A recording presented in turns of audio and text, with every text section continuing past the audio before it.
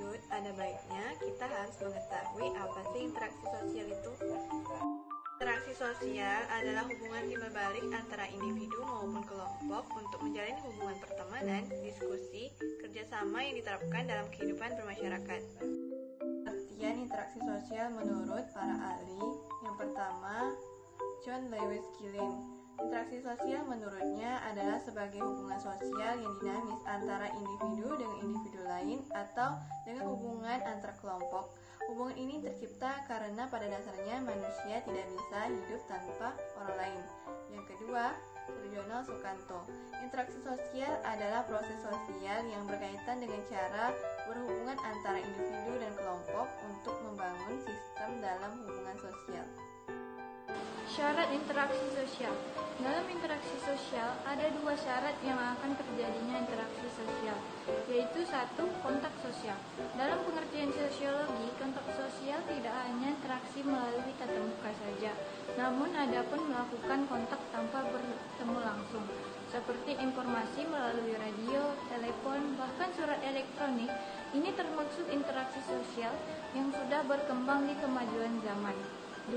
Komunikasi dalam interaksi sosial.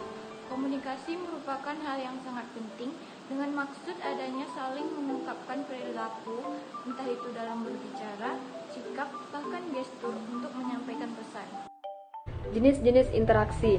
1. Interaksi sosial individu dengan individu. Ini merupakan pertemuan seseorang dengan individu lain yang bertujuan untuk memberikan respon atau aksi. Jika reaksi mereka positif, maka akan terbentuk suatu kerjasama. Contohnya, ketika seseorang bertemu dengan seseorang lalu mereka saling menyapa.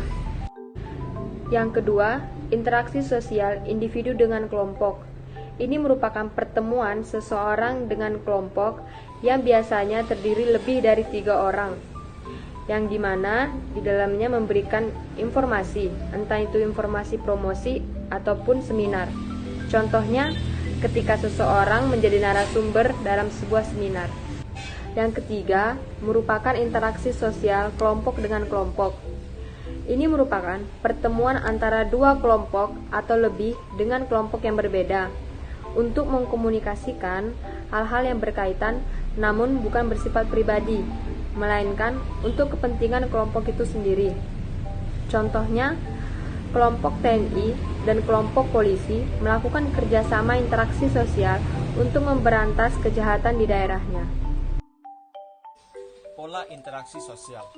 Interaksi sosial yang terjadi antara individu maupun kelompok yang bersifat dinamis dan mempunyai pola tertentu, sebagaimana kebiasaan-kebiasaan yang dilakukan secara pengulangan sehingga berjangka waktu, maka akan bertahan terwujudnya hubungan sosial yang baik.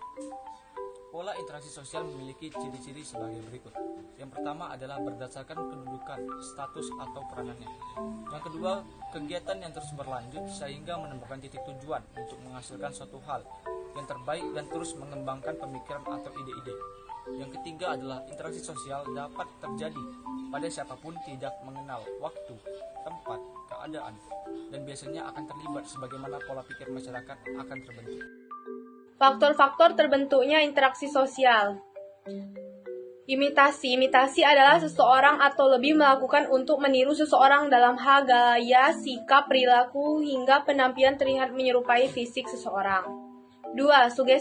Sugesti merupakan seseorang yang terpengaruh karena adanya suatu dorongan diberikan orang lain dalam beberapa cara tertentu, yang dimana seseorang tersebut akan melaksanakan dengan apa yang disugestikan terkadang tanpa berpikir rasional. 3. Simpati adalah bagaimana kita memperlihatkan sikap rasa tertarik pada seseorang akan suatu hal atau sikap yang menarik pada diri seperti penampilan, pola pikir, bahkan kebijakannya dengan menerapkan nilai-nilai yang dianut orang yang menaruh simpati.